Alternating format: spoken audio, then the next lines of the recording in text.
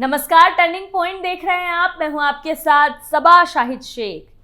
Mahadev app में फंसी कांग्रेस पर अब एक नई मुसीबत आ सकती है, क्योंकि अब ऐसी धमाकेदार खबर आई जिससे छत्तीसगढ़ के सीएम भूपेश बघेल बुरी तरह से फंसते हुए नजर आ रहे हैं। लेकिन सोचने वाली बात तो यह है कि दूसरी पार्टियों पर आरोप लगाकर छाती पीटने वाली विपक्षी पार्टियां अब कांग्रेसी सीएम पर आरोप लगने के बाद उनका बचाव करने के लिए उतर आई।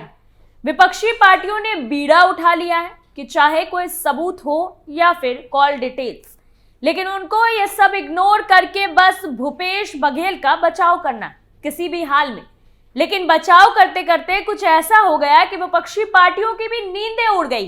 क्या है पूरा मामला, आपको पॉइंट टू पॉइंट बताते हैं। सट्टा ऐप में फंस गए भूपेश बघेल, एक गलती से मिल गया बड़ा सबूत। कांग्रेसी सीएम के बचाव में उतरा विपक्ष, बीजेपी ने कांग्रेस पर जमकर बोला हमला। अगर छत्तीसगढ़ के मुख्यमंत्री भूपेश बघेल बीजेपी में शामिल हो जाए तो महादेव सट्टेबाजी ऐप हर हर महादेव बन जाएगा। ये हम नहीं कह रहे हैं, ये कहना है महाराष्ट्र के पूर्व मुख्यमंत्री और शिवसेना उद्धव गुट के प्रमुख उद्धव ठाकरे का।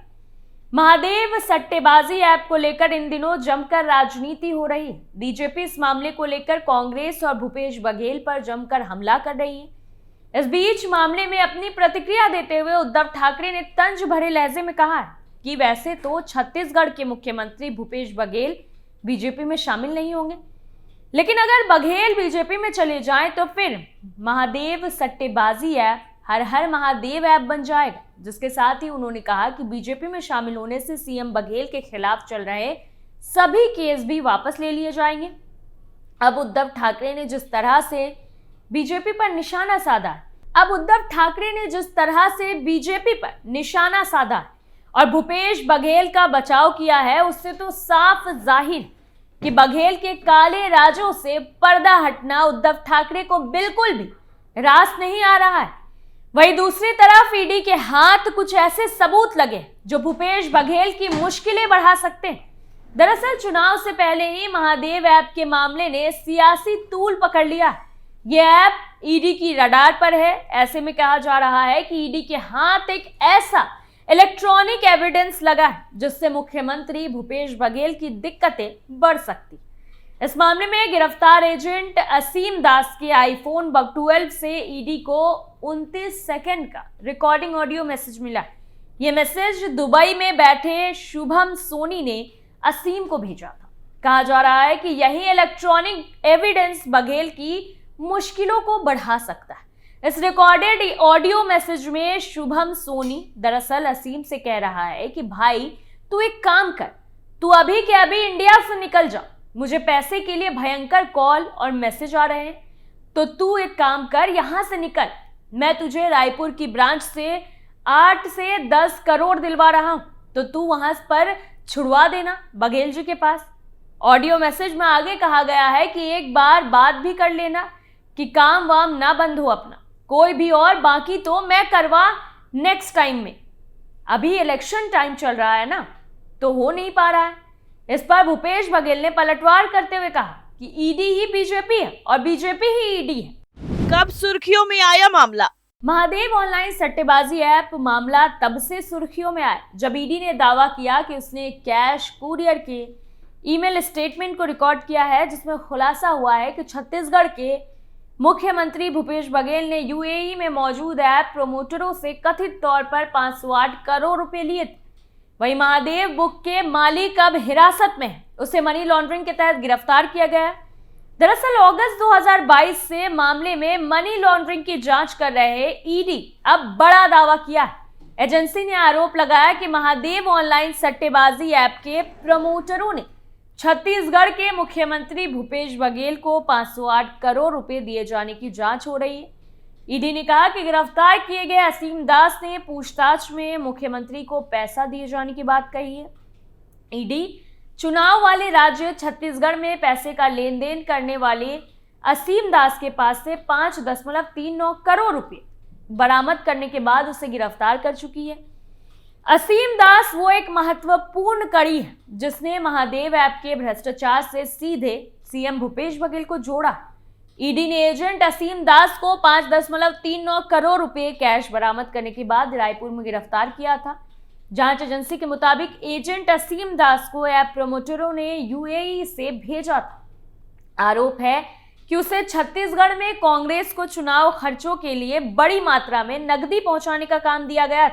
जांच एजेंसी ने एक बयान में आरोप लगाया कि असीम दास ने स्वीकार किया है कि जब्त किया गया कैश महादेव ऐप प्रमोटरों ने छत्तीसगढ़ में आगामी चुनाव खर्चों के लिए एक राजनेता बघेल तक पहुंचाने की व्यवस्था की थी।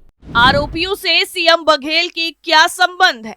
सट्टेबाजी के धंधे में सीएम भूपेश बघेल को करोड़ों मिलने के बाद विधानसभा चुनाव में ये मुद्दा बनना ही था।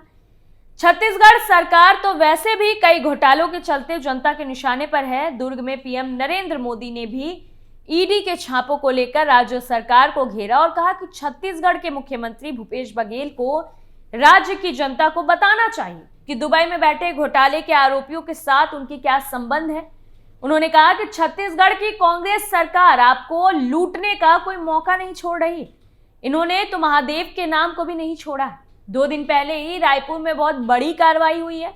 वहां रुपयों का बहुत बड़ा ढेर मिला है। लोग कह रहे हैं कि ये पैसा सट्टेबाजों का है, जुआ खेलने वालों का है, जो छत्तीसगढ़ के गरीबों को, छत्तीसगढ़ के नौजवानों को लूट कर जमा किया गया और लूट के इसी पैसे से कांग्रेस नेता अपना घर भर रहे। दुबई में मौजूद मुख्यालय की तरफ से साप्ताहिक शीट पैनल मालिकों के साथ साझा की जाती है, जिसमें सभी कुल प्रॉफिट या कुल लॉस के आंकड़े शामिल होते हैं। जो भी मुनाफा हो उसका 20% हिस्सा पैनल संचालक का होता है और ये रकम या तो बैंकिंग चैनल के जरिए या हवाला के जरिए पैनल मालिकों तक पहुंचाई जाती है। बाकी बचा मुनाफा मुख्यालय का हो जाता है। वहीं आपको बता दें कि इसी बीच में यूजर के साथ खेल कर दिया जाता है। दरअसल बैंक खाते और व्हाट्सएप नंबर बार बार बदल दिए जाते हैं। अगर एफआईआर दर्ज भी होती है तो आमतौर पर केवल छोटे स्तर के सट्टेबाजों या पैनल ऑपरेटरों को ही गिरफ्तार किया जाता है। वहीं विदेश में बैठे मुख्य आरोपी भारतीय एजेंसियों की पहुंच से बाहर है। छत्तीसगढ़ में कैसे फैला जाल?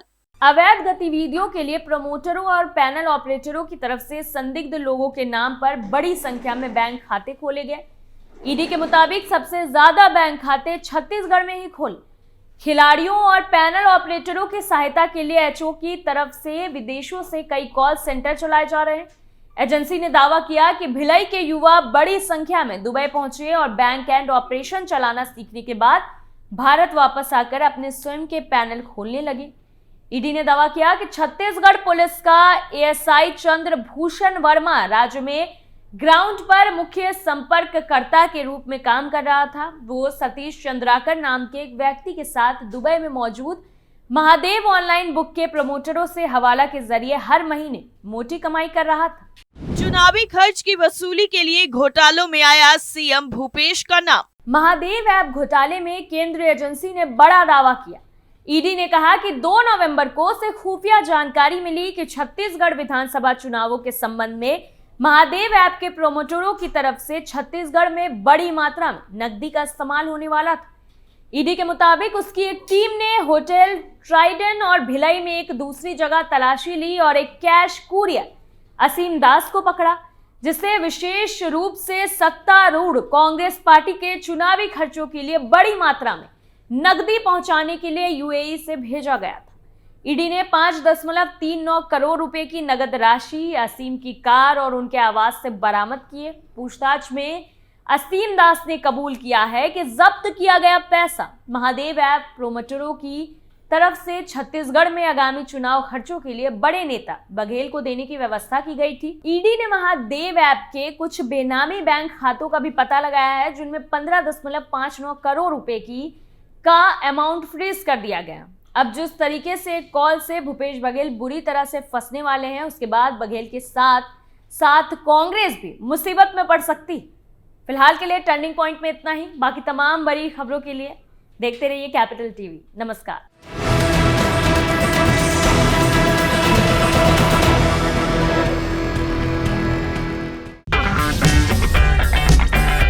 अगर आपको हमारा वीडियो पसंद आया हो तो इसे लाइक करें, हमारे चैनल को सब्सक्राइब करें और हाँ, बेल आइकन दबाना ना भूलें ताकि आप तक हमारे वीडियो की नोटिफिकेशन पहुंचती रहे।